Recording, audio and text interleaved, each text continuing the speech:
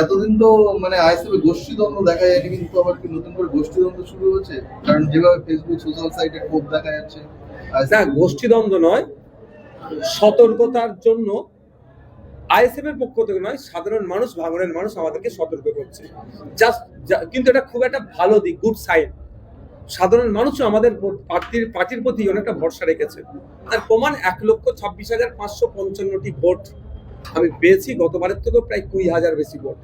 তারা আমাদেরকে সতর্ক করছে যে আমরা শান্তির ভাঙড় চাই, এমন কোন লোককে আইএসএফ এ না সামিল করানো হয় যারা ভাঙড়ের শান্তির ভাঙড়কে বিপন্ন করতে পারে, অথবা যারা পুরাতন নেতৃত্ব আছে তাদের মাথায় না বসিয়ে দেওয়া। এই ধরনের অনেকে লেখালেখি করে পোস্ট করছে।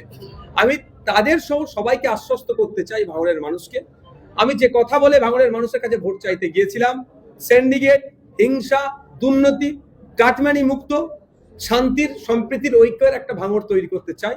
আমি আপনাদের মাধ্যমে ভাঙড় সহ রাজ্যের মানুষকে এটাও বলবো যে ভাঙড়ের যে আমি কমিটমেন্ট করেছিলাম, ভাঙড়ের মানুষকে নেই শান্তির, সম্প্রীতির মডেল ভাঙড় আমি গড়ে তুলবো। আর একটা কথা, যে কানা, ফাটা, ফুটো যা আছে, আমার নেতৃত্বরা 2025-26 নির্বাচনে বৈতরণী পার করেছে, তাদের নেতৃত্বেই ভাঙড় চলবে। হ্যাঁ, যদি কেউ আইএসএফ এর ছায়াতলে আসতে চাই, আমরা যে বিগত দিনে যেভাবে তাকে আমরা স্ক্যানিং করি, বিগত দিনে যেভাবে আমরা বিভিন্ন স্তরের নেতৃত্বদের সাথে আগে আলোচনা পরামর্শ করে তারপরে দলে জয়েন করাই, সেই পদ্ধতি থাকবে। তবে সর্বোচ্চ ক্ষমতা আমাদের রাজ্য কমিটির মধ্যে আছে হাতে, কাকে দলে নেবো কি নেবো না। সুতরাং আশঙ্কিত হওয়ার দরকার নেই, আতঙ্কিত হওয়ার দরকার নাই। আমাদের দলের প্রতিষ্ঠাতার নাম পীরজাদা আব্বাস সিদ্দিকী। আমি নওশাদ সিদ্দিকী তার ছোট ভাই হলেও, পার্টির চেয়ারম্যান হলেও, আমার দ্বারা কোনোদিন যদি ছোট্ট ভুল হয়ে যায়, আমাকেও তাড়া দিতে তিনি ছাড়েন না। সুতরাং সে অন্যায়কে কোনোভাবেই প্রশ্রয় দেবে না। অনেকটা গুটি কয়েক ঘটনা ঘটেছে, আমি ওইটা বার্তা দেওয়ার পরে গুটি কয়েক ঘটনা ঘটেছে। গতকালকে আমাদের পার্টির প্রতিষ্ঠাতার কাছে ভাঙড়ের টোটাল অঞ্চল নেতৃত্বকে নিয়ে আমি হাজির হয়েছিলাম। পার্টির প্রতিষ্ঠাতা একদম, আমি যেটা দিইনি, পার্টির প্রতিষ্ঠাতা এটা বলে দিয়েছে, যদি অর্থাৎ আজকে সকাল থেকে একটা ছোট্ট ঘটনা যদি ঘটে, যে অঞ্চলে ঘটবে সে অঞ্চল নেতৃত্ব যেমন দায়ভার নিতে হবে, এবং যারা ঘটাবে সাথে সাথে পার্টি থেকে বহিষ্কার করা হবে। আপনারা আজকে সকাল থেকে ভাঙড়ে এমন কোনো ঘটনা দেখাতে পারবেন না যে আইএসএফ দ্বারা ঘটেছে। তবে একটা কথা আমি বলি, এখানে পারিবারিক অশান্তির কারণে, দীর্ঘদিন অশান্তি, এই সুযোগে আইএসএফ সেজে রাগ মিটাচ্ছে, সেই ঘটনাগুলো এসছে, সেটাকে আমরা আটকানোর চেষ্টা করছি। এমনও ঘটনা, তৃণমূল করে জমি দখল করে রেখেছিল, তৃণমূলের ক্ষমতা চলে গেছে, এখন আইএসএফ সেজে তার জমিটা উদ্ধার করতে যাচ্ছে, এই ধরনের ঘটনা হচ্ছে। তারপরেও আমরা চাইবো বৃহত্তর স্বার্থের জন্য ভাঙড়ে শান্তি ফিরে আসুক। 4 তারিখ বেলা 4টের পরে কিছু তৃণমূল আইএসএফ সেজে গেছে, তাদের দ্বারাই সব থেকে বেশি বিশৃঙ্খলা সারা রাজ্যে হয়েছে, আইএসএফ এর দায়ভার কাঁধে নিতে হয়েছে। এমনও হয়েছে তৃণমূল করত কাঁধে আইএসএফ এর ঝান্ডা নিয়ে বিজেপির মিছিলে ঢুকে গিয়েছে। এই ঘটনা ঘটছে, আমরা চিহ্নিত করছি, তাদের বিরুদ্ধে আইনত ব্যবস্থা নেব আমরা। আর যদি আইএসএফ এর কেউ যেটা করে থাকে, তাদেরকে পার্টি থেকে বহিষ্কার করবো, এটা জোর গলায় বলছি। আমাদের আইডিওলজির সাথে বিজেপির আইডিওলজি ম্যাচ করে না। আমরা বিজেপি তৃণমূলের ভিতরে রাজনৈতিক লড়াই সংগ্রাম করছি, তৃণমূলকে পরাস্ত করেছি, আগামী দিনে বিজেপিকে পরাস্ত করব। কোনোভাবেই বিজেপির সাথে আমাদের সম্পর্ক না ছিল, না আছে, আর আগামী দিনে বিজেপির আইডিওলজি পরিবর্তন না করলে থাকবে না।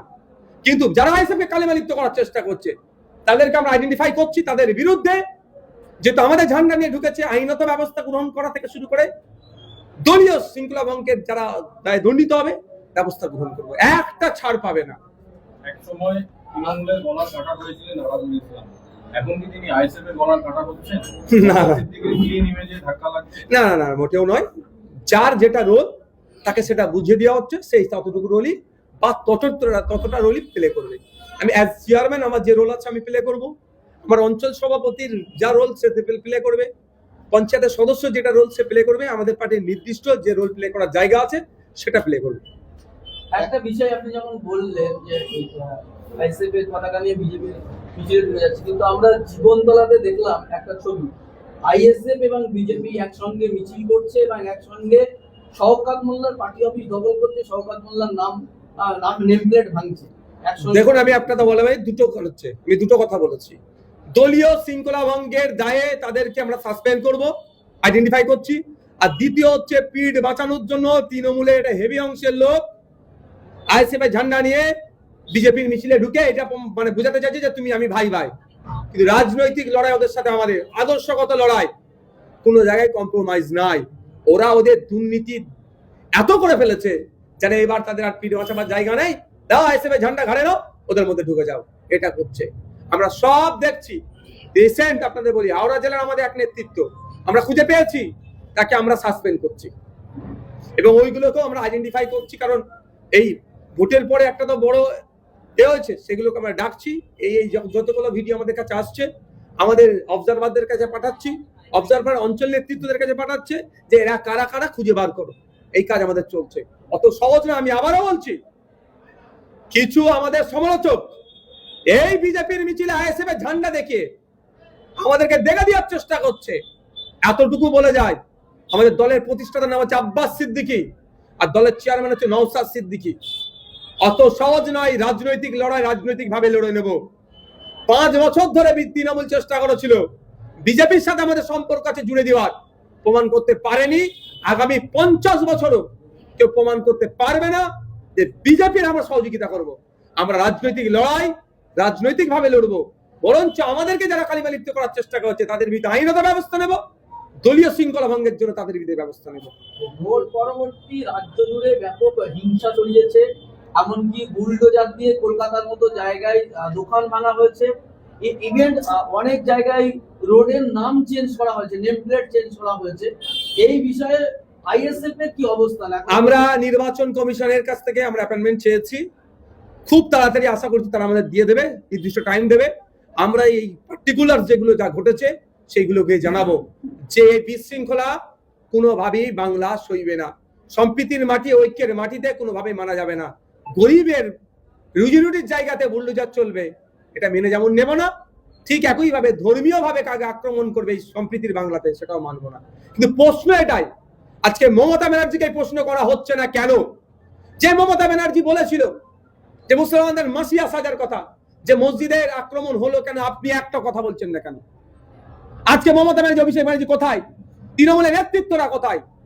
আজকে তো ভাঙড়কে একটা মাত্র দিয়েছে, ভাঙড় দিয়েছে, রাজ্যে তো আমাদের দেয়নি। এখনো তো প্রায় 80টা মতো তৃণমূলের বিধায়ক, তারা কোথায়? তারা কেন গণতান্ত্রিক প্রক্রিয়া রাস্তায় নেমে এখনো প্রোটেস্ট করছে না? আমিও জানতে চাই এটা। কিন্তু আমরা চুপ থাকবো না, আমরা আইনত ভাবে এটা আমরা মোকাবেলা করবো। বিজেপি বলেছিল সোনার বাংলা করবো, কিন্তু বাংলায় তারা ব্যাপক ম্যান্ডেট পাওয়ার পরেও এই যে বিজেপির লোকজনই ঝান্ডা নিয়ে চারিদিকে এই হাঙ্গামা করছে, এই নিয়ে কি বলবেন? বিজেপি এটা উত্তর দেবে তো, বিজেপির উত্তর আমি কিভাবে দেবো? তবে একটা কথা বলি, এটা সম্প্রীতির মাটি, ঐক্যের মাটি, রবি ঠাকুরের মাটি, কাজী নজরুলের মাটি। এখানে সম্প্রীতি বিনষ্ট করতে গেলে বাংলার মানুষ রুখে থাকবে। একটা দিন আরো বাংলার মানুষ, মানে বাঙালি যারা আমরা সমাজের মানুষজন, আমরা দেখছি, অপেক্ষায় আছে কি হচ্ছে। প্রশাসন যদি ব্যবস্থা না গ্রহণ করে, নির্বাচন কমিশন যদি ব্যবস্থা না গ্রহণ করে, তখন আমাদেরকে রাস্তায় নেমে গণতান্ত্রিক প্রক্রিয়াটাকে রুখতে হবে।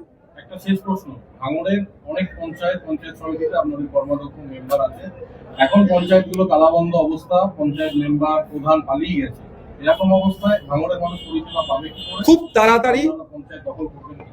খুব তাড়াতাড়ি ভাঙড়ের প্রত্যেকটা সরকারি প্রতিষ্ঠান থেকে সাধারণ মানুষ পরিষেবা পাবে, নির্ভেজাল পরিষেবা পাবে, কাটমানি মুক্ত পরিষেবা পাবে।